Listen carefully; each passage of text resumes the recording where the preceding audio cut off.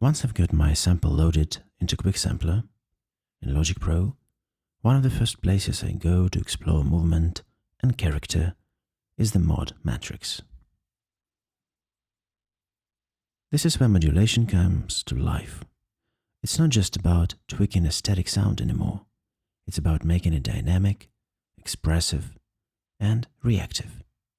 To begin shaping the tone, I decide to introduce some subtle motion using an LFO. I assign LFO1 as the source and set the target to filter cutoff. Then I adjust the amount to around 30–40%.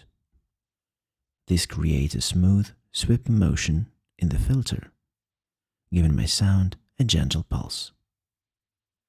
I go into the LFO setting and choose a triangle waveform.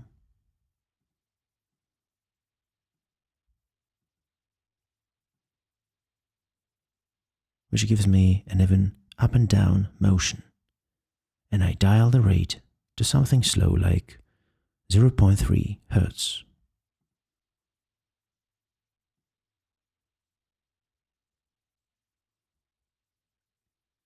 So the filter sweeps gradually.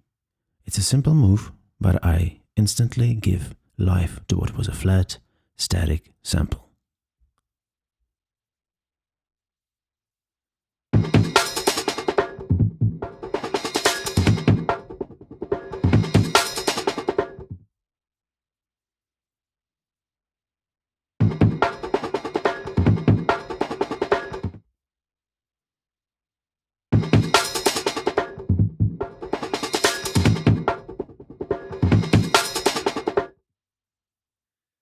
Next, I want to bring in a more noticeable pitch movement.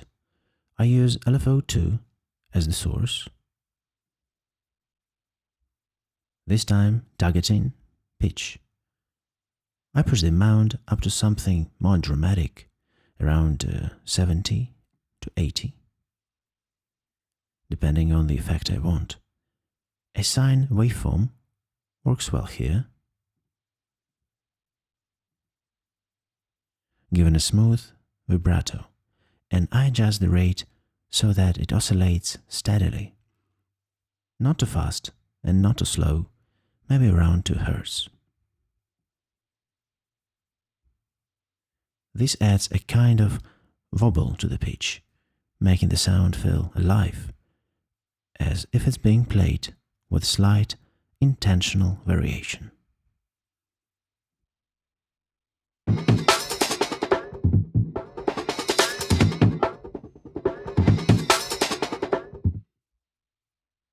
And without.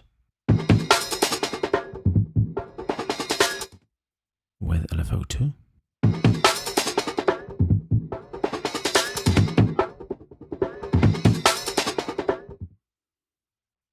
With just these two LFO assignments, I've already added layers of motion and depth.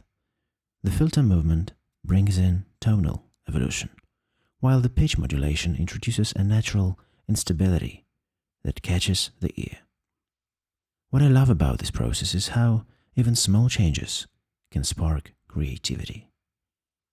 A little modulation goes a long way, and by carefully choosing my source, target, and amount, I can turn a simple sample into something animated and expressive.